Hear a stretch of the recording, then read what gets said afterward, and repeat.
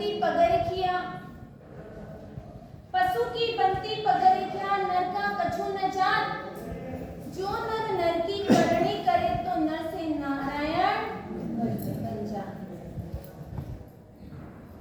केवल दो कड़ी है कि पशु की बनती पगरिखिया, पशु की कहते हैं जब जिंदा होते हैं तब भी वो क्या खाते हैं, सूखी घास खाते हैं, और घास खाने के बावजूद भी वो हमें क्या देते हैं, दूध। मरने के बाद में भी उसकी पगरिखिया यानी चप्पल वगैरह बनाई जाती है, जीते जी भी काम के और मरने के बाद भी काम के। लेकिन क्या कहा है, नर का कछु न जात। लेकिन मानव जो है ना, यह मानव कैसा है, जिंदे जी भी किसी के काम नहीं आता है और मरने के बाद में भी किसी के काम नहीं आता है।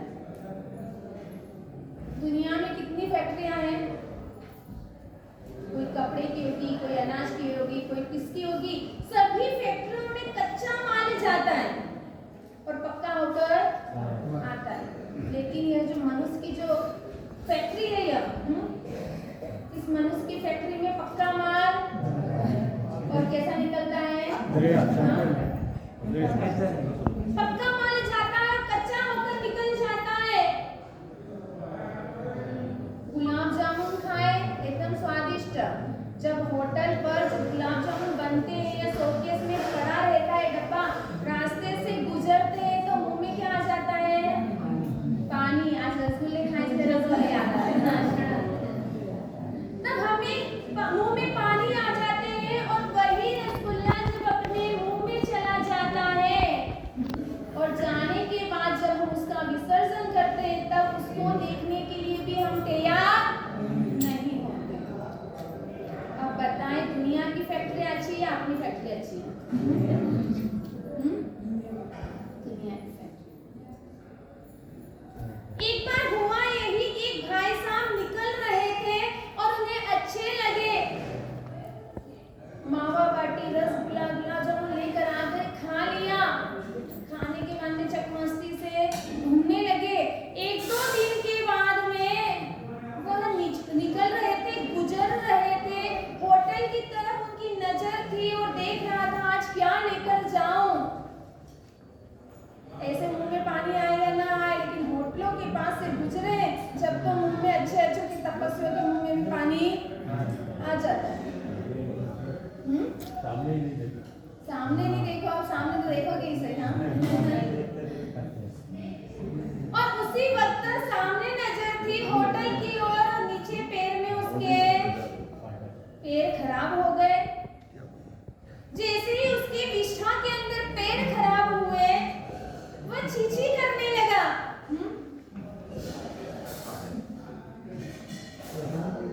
वो तो पैर काट नहीं सकते, नहीं तो पैर भी काट दो। हाँ, हमें इतनी बुरी लगती है। जैसे ही वो चींची करने लगा और उस वक्त उसमें से आवाज आई, हाँ, वो कहने लगी, अरे तू मुझ पे क्या चींची कर रहा है, मैं तुझ पर करूंगा। उसने बोला क्यों? वो बोलने लगा, अरे मैं तो यहाँ की फेमस होटल का अच्छा मस्त गर्मा गर्म गुलाब जामुन की मुझे देख कर ही लोग खुश हो जाते, मेरी खुशबू से लोगों का पेट भर जाता। मैं तो ऐसा था, लेकिन तेरे जैसे ही मानव आए और मेरा ऐसा हाल बेहाल कर दिया। मानव मात्र ऐसा ही है। मानव का एक अंग ऐसा नहीं है, या मानव ऐसा नहीं है कि किसी के काम आ जाए, और अगर किसी के काम आ जाए तो ज्ञानी कह रहे हैं कि नर का कछु न जाए, जो नर नर की करनी करे। क्या कहा है? अगर वह किसी के जीवन में काम आ जाए तो वह नर नारायण बनने में देरी उसकी नहीं रहती। नारायण यानी देव, भगवान बनने में उसको कुछ देर नहीं लगती है। यहाँ पर सोमदेव महाराज यही बता रहे, यही कह रहे हैं कि इस मनुष्य भाव को तुम वेस्टेज मत गवाओ। कहते हैं आगरा गए ताजमहल नहीं देखा, दिल्ली गए कुतुब मीनार नहीं देखा, अमेरिका गए और घाघरा उठाकर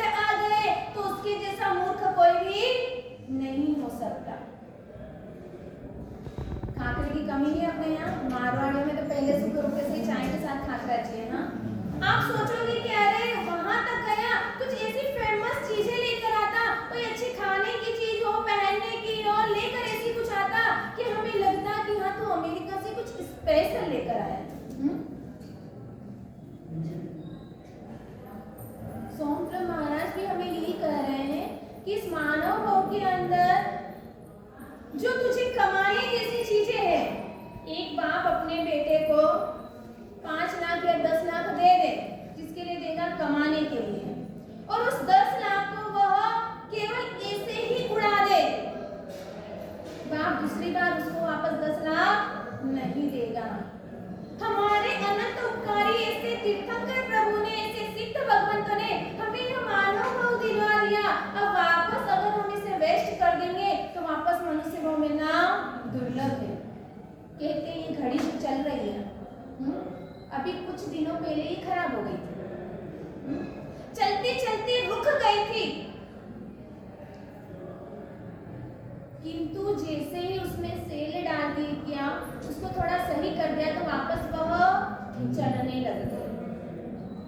घड़ी अगर खराब हो जाएगी उसको वापस सुधरवा सकते हैं, वापस वह चलने लगेगी। टंकी में पानी खत्म हो गया है, पानी वापस भर सकते हैं। सिलेंडर खत्म हो गया, उसे वापस भरा जा सकता है। कपड़े अगर फट गए हैं तो उस पर क्या किया जा सकता है, रफू किया जा सकता है। कांच की बर्नी अगर फूट गई है तो क्या करोगे आप? हाँ, नहीं क्या अगर कहीं क्रैक हो गया है, ऐसा कुछ हो गया तो उसको भी सॉल्यूशन करके कुछ उसको ठीक कर दोगे, ऐसे वेस्ट नहीं जाने दोगे आप। पहले पर उस्ताद इतनी सी चीजें भी चिंदा चिंदा भी अवेयर थी। हाँ, अगर एक छोटी सी डब्बी है ना तो भी वो सोचेंगे कुछ काम की नहीं अभी, लेकिन दिवाली की सफाई में आप उसको साफ करके वो सोचेंगे कि अब की बार तो सब घर का सारा कचरा निकालना है, लेकिन जब सफाई करने बैठेगी ना तब सोचेंगे नहीं ये डब्बी कभी काम आ सकती है, वापस उसको स्टोर रूम में आप डाल देंगे। ये कहने की बात है, कोई एक एकाध ऐसा दिलदार मिलेगा, नहीं तो सभी की यही हालत होती है। जब घर खाली करोगे ना तब मालूम पड़ता है कितना अटाना आप लोगों ने इकट्ठा कर रखा है। हाँ? भगवान की दृष्टि में ये सब अटाला ही है। हाँ? काम की चीजें है, घर में मोमबत्ती, बेटा, किताब, स्थापनाचार्य, भगवान कितने मिलेंगे आपको? कितने मिलेंगे? हाँ? बस एक बैग में अपनी पूर्ति हो गई है। घर पर भी अपन रहते हैं, 5 मेंबर्स हैं या 10 या 17 मेंबर्स, जो भी हो उतनी थाली कटोरी रखनी, ज्यादा भी रखते हैं अपन। हाँ, मेहमान तो सब मेहमानों के साथ में भोजन करते हैं अपन। हाँ, सब एक साथ में खाना खाने बैठते हैं क्या? नहीं, आपके घर पे 10 मेंबर्स है तो 10 मेंबर साथ में कितना खाते हैं आप ये बताओ। ऐसे सब परिवार बोल रखा है कि एक दिन ऐसा होना चाहिए कि हम सामूहिक भोजन करें, लेकिन किसके घर पर सामूहिक भोजन हो रहा है? नहीं हो रहा। 10 कटोरी रखने की जरूरत ही नहीं है। मतलब आपकी इच्छा क्या वापस करवाना? आपकी इच्छा क्या है? ना वापस करवाना है कि इस बहाने हमारा वापस का परिवार भोजन बात कह रहे हैं कि हर चीज टूट जाए फूट जाए उसका उपयोग हम कर लेते हैं, लेकिन यह अगर मनुष्य भाव, जो हमारी मनुष्य भाव में जो आयुष्य रूपी डोरी अगर टूट जाए तो उसे वापस साधना या उसे जोड़ना मुश्किल है। मुश्किल नहीं, महा मुश्किल है, क्योंकि एक बार इस तन को छोड़कर यह आत्मा राम निकल गई, वापस इसी तन में आना दुर्लभ है। इसलिए इसे तो पकड़ के रखना है। इस मनुष्य जीवन के अंदर प्रमाद इसलिए नहीं करना है। भगवान महावीर भी गौतम स्वामी को कहते थे समयम गोयमम महापमाय। क्या कहते थे? हे गौतम, तू क्षण मात्र का भी प्रमाद मत कर। क्या कहते थे?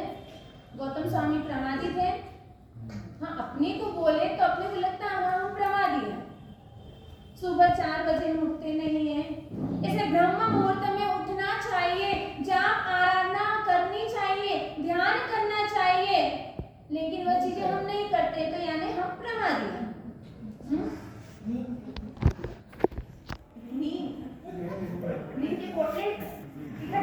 एक बार संपत्ति गई हुई भी आ जाएगी।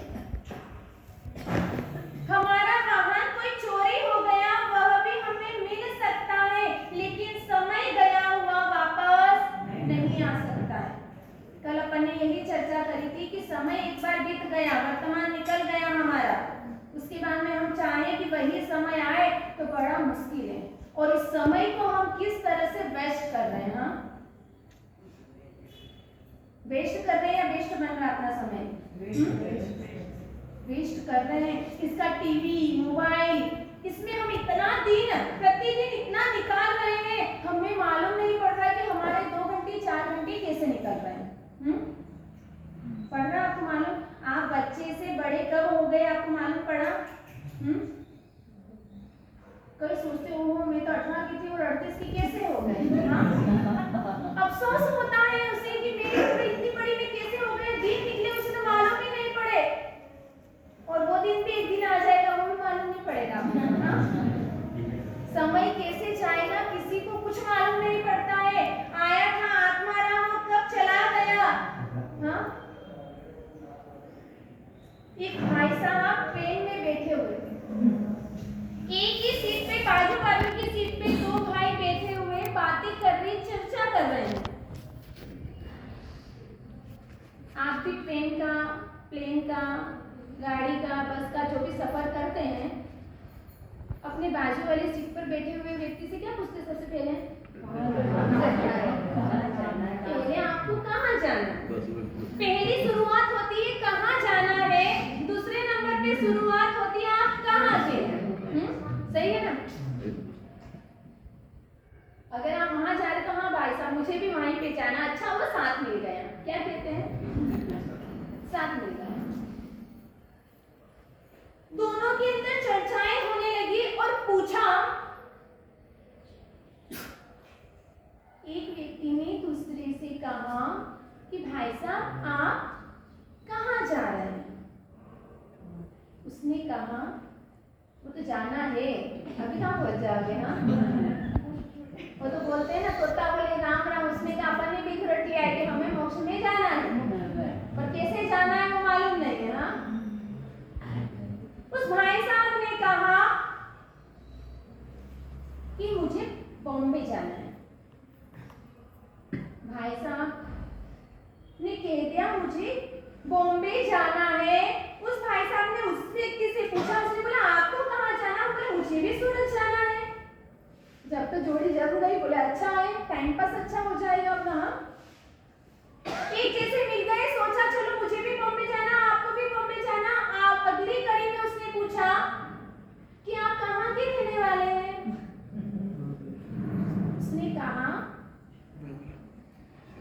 मैं बेंगलोर का वासी हूँ। क्या कहा है? मैं बेंगलोर का वासी हूँ, मैं बेंगलोर में रहता हूँ। अब एक व्यक्ति जब अपने से पूछता है तो अपन रिप्लाई में वापस उससे पूछते हैं कि भाई हाँ आप कहाँ के रहने वाले हैं? उसने भी पूछ लिया आप कहाँ के रहने वाले? बोले मैं भी बेंगलोर का हूँ। क्या कहा उसने? अरे बेंगलोर क्यों? बोले हाँ मैं भी बेंगलोर का हूँ। अरे आप बेंगलोर में कहाँ रहते हैं?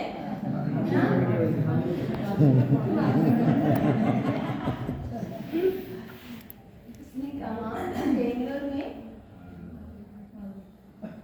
बहुत सारे एरिया में से एक एरिया जिसका नाम है मागड़ी रोड। तो सोचा मागड़ी रोड आपको कुछ तो करना पड़ेगा ना।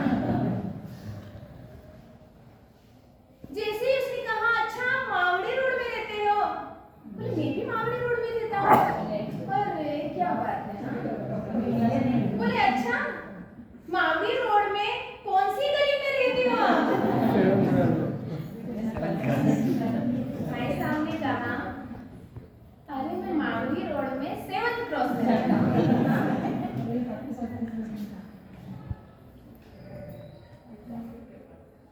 भाई साहब कहने लगे अरे आप 7th क्रॉस में रहते हैं तो आप कौन से क्रॉस में रहते हैं? उसने कहा मैं भी 7th क्रॉस में रहता हूँ। अरे क्या बात है 7th क्रॉस में रहते हो आप? कभी मिले नहीं ना? आप सोचिए कभी मिले नहीं, लेकिन उसने आगे क्वेश्चन किया और आगे कहा, आगे पूछा कि आप 7th क्रॉस में 7th क्रॉस भी बड़ा है कि छोटा है? हाँ 2-3 गलियां तो होगी, 2 गली है। उस भाई साहब ने कहा 7th क्रॉस में आपका घर है तो आपका घर का नंबर क्या है? हाँ मंदिर के बाजू में। हाँ मंदिर के नंबर 5 नंबर। हाँ उसने कहा अच्छा, बोले मेरे घर का नंबर भी 5 है।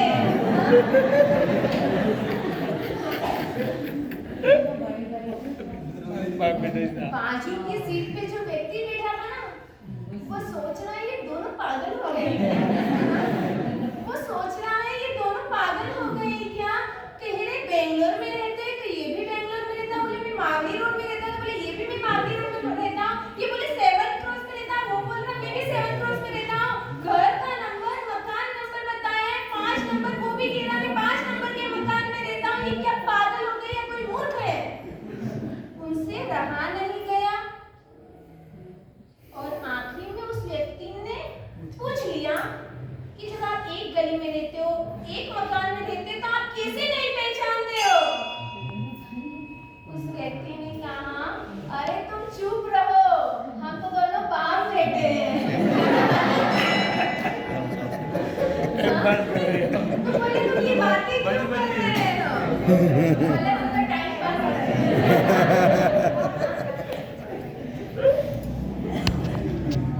क्या ऐसा ही टाइम पास हम भी कर रहे हैं अपने? हाँ कर रहे हैं। ऐसे उन दोनों व्यक्ति की बातों पर आपने को हंसी आ रही है, हाँ? कि कैसे ही वो व्यक्ति जो ऐसे टाइम पास कर रहे हैं, क्या हम अपनी जिंदगी के साथ में ऐसा ही खिलवाड़ कर रहे हैं? जो एक हमें सुंदर सा एक ये मनुष्य भव मिला है, इस मनुष्य भव का कीमत हमने क्या आंका है? मनुष्य भव की कीमत क्या आंकी है? अंजलि में रहे हुए जल बिंदु की समान हमारा यह मनुष्य भव बताया है। यह अंजलि के अंदर आपने पानी डाल दिया और उसके बाद में अंजलि में आप कभी भी पानी लेकर देखना, पानी क्या होता है? एक बूंद करके करते करते वह निकलता जाता है, गिरता जाता है। लेकिन आपको खुद को मालूम नहीं कि वो अंतिम बूंद कौन सी बनेगी। शिवलिंग में भी आप देखते हो, अगर हिंदू समाज के मंदिरों में गए हो, नीचे शिवलिंग रहता है, ऊपर क्या रहता है? एक कलश रहता है। कलश भी कैसा रहता है? नीचे से एक छिद्र रहता है, एक खट्टा हॉल बना हुआ रहता है। उसका एक बूंद शिवलिंग के ऊपर गिरता जाता है। धीरे धीरे धीरे धीरे धीरे करते करते एक बूंद उसमें से जाता जाता है, निकलता जाता है, निकलते निकलते निकलते उस कलश के अंदर आखिरी बूंद जो एक टपकता है, जो आखिरी बूंद गिरता है, ऐसा ही हमारा भी यह मनुष्य जीवन है। आज हम तो जन्म से 5, 7, 10, 25, 50 साल के हो गए।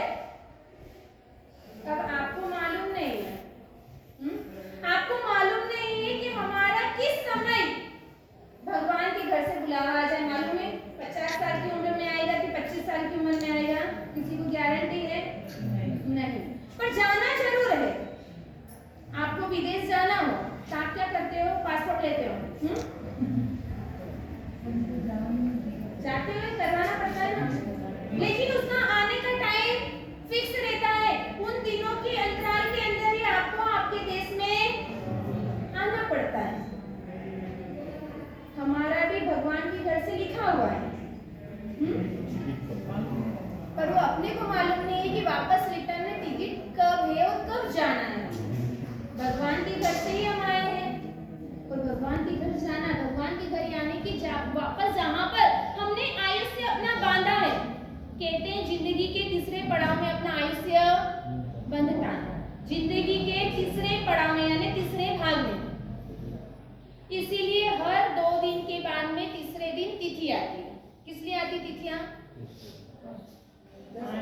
अमावस एकम के बाद बीज, तीज और चौथ के बाद, छठ और सातम के बाद, नवम और दसम के बाद, 11 और 13 के बाद। हर 2 दिन के अंतराल में तिथि रखी गई है। और तिथि इसलिए बनाई गई है, इसलिए रखी गई है कि इन दिनों के अंदर आप हरी वनस्पति वगैरह न खाएं। किस लिए? आयुष्य। हाँ, हमारा आयुष्य तीसरे भाग में बंध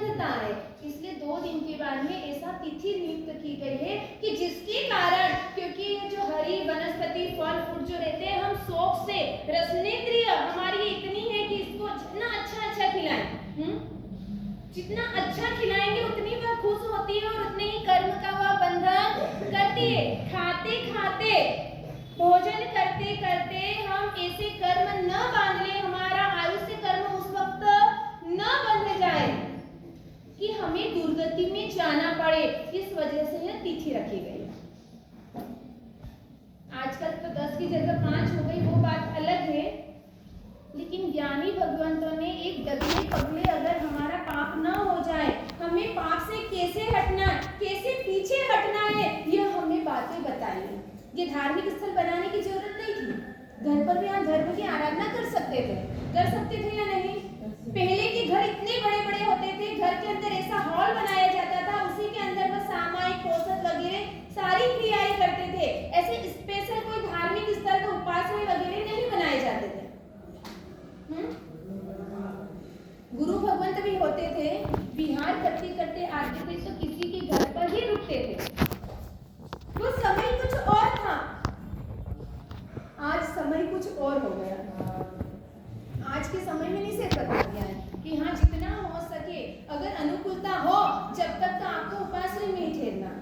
कहीं पर जगह न मिले तो वह अपवाद मार्ग में कहा गया कि जगह न मिलने के कारण हमें रुकना पड़ जाए बाई चांस, तो बात अलग है। नहीं तो हम यहाँ पर उपासना स्थानकों में ही रुकने के लिए बताया है।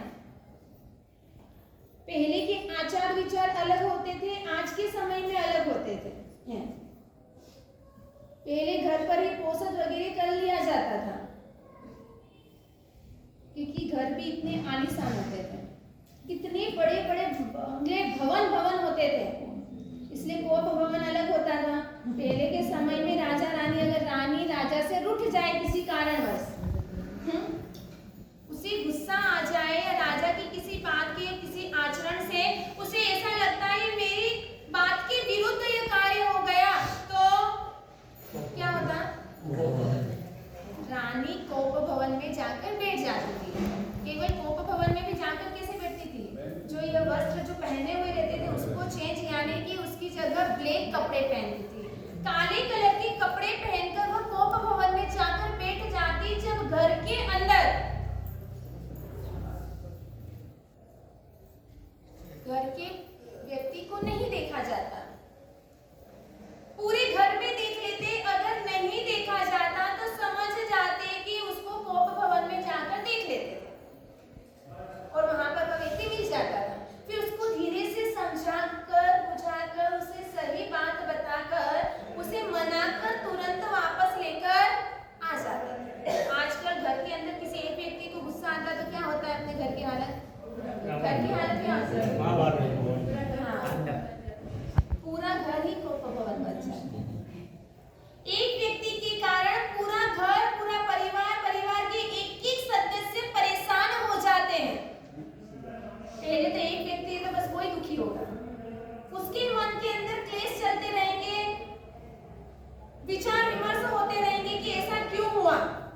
लेकिन आज के समय में सभी दुखी हो जाते हैं, एक व्यक्ति के कारण इतना परेशान हो जाता है पूरा परिवार। तो इसीलिए कह रहे हैं कि अपना आचरण बदले, अपना जीवन बदले, अपने आचार बदले, अपने विचार बदले। अगर अपने आचार और विचार बदल गए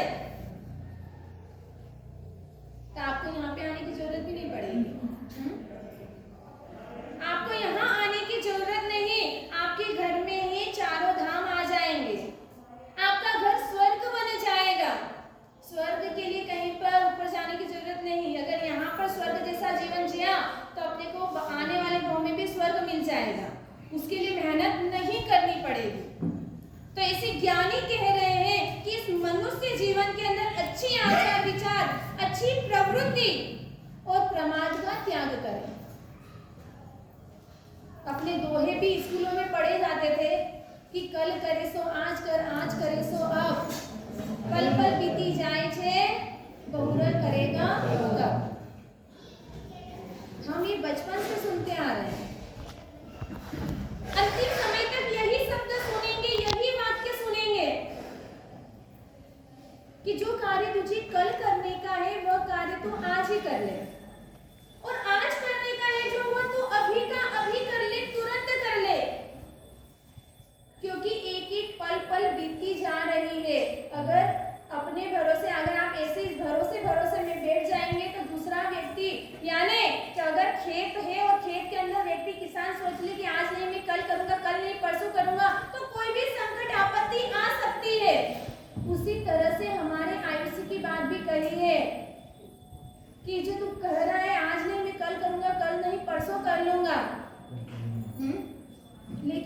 समय की कोई गारंटी नहीं है, इस आयुष्य की कोई गारंटी नहीं। पहले के समय में यह कहते थे कल करे सो आज कर, आज करे सो, लेकिन आज की युवा पीढ़ी और आज के लोग कहते हैं आज करे सो कल कर, कल करे सो परसों। अरे परसों परसों क्या करे, तुझे जीना है अबे बरसों। क्या कहते हैं? धार्मिक क्षेत्र में हो तो अपन क्या कह रहे हैं, आज नहीं कल कर लेंगे। कहाँ जा रहे हैं? यहाँ पर ही है ना अपन। हाँ, स्कूल में बच्चे के एडमिशन दिलवाने जाना हो तो क्या करते हैं अपन? क्या करते हो? ये यहाँ के प्रवचन वगैरह सब छोड़ के चले जाओगे आप? क्यों? हाँ, वहाँ पर अपने को मालूम है, वहाँ पर स्कूल में आप टाइम पर जाओगे। कल बुलाया तो कल और आज बुलाया तो आज। 10 बजे बुलाया तो 10 बजे के पहले 2 मिनट या 10 मिनट पहले पहुँच जाओगे।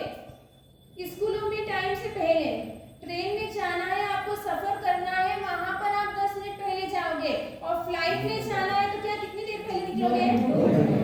2 घंटे पहले। क्योंकि मालूम है अगर मैं 2 घंटे पहले नहीं पहुंचा तो मेरे लिए फ्लाइट उठने वाली नहीं है, वो निकल जाएगी। मेरा जो टिकट है वो कैंसिल हो जाएगा, मेरे टिकट के पैसे व्यर्थ चले जाएंगे। वहां पर व्यर्थ जाने का, सिनेमा गए और सिनेमा में चुक गए, टिकट लेकर आ गए, थोड़ा देर हो गई, सिनेमा छूट गई, थोड़ी फिल्म निकल गई, उसके बाद में अपने को दुख होता है। अरे हाँ, स्टार्टिंग शुरुआत तो चली गई, शुरू में ही तो मजा है ना। कहते हैं शुरू में ही मजा है और शुरू की चीज तो निकल गई, मेरी व्यर्थ चली गई है टिकट। वहां पर व्यर्थता हमें महसूस होती है, लेकिन यह समय हमारा जा रहा है, ये व्यर्थ जा रहा है। इसके कभी महसूस हुआ कि ये व्यर्थ क्यों जा रहा है मेरा, इसको मैं व्यर्थ क्यों गवा रही हूँ? इसकी व्यर्थता हमें नहीं दिखाई देती। और ऐसे ही मनुष्य जीवन को मंगलमय बनाते हुए, क्योंकि ये मनुष्य जीवन को सु अवसर कहा है, मंगल कहा है, और मंगल कार्यक्रम हर दिन नहीं होते हैं। घर में शादी ब्याह हो तो रोजीना चलते हैं, शादी के ढोल रोजीना बजते हैं, शहनाइयाँ रोजीना बजती है, मेहमान रोजाना आते हैं, नहीं। शुभ अवसर कभी कभी ही आते हैं, शादी घर में कभी कभी ही होती है, कोई अच्छा कार्य कभी कभी ही होता है, मेहमान अपने घर पर कभी कभी ही आते हैं, रोजाना नहीं आते हैं। उसी तरह से ज्ञानी भी कह रहे हैं यह मनुष्य जीवन भी बार बार नहीं आता है। और ऐसे ही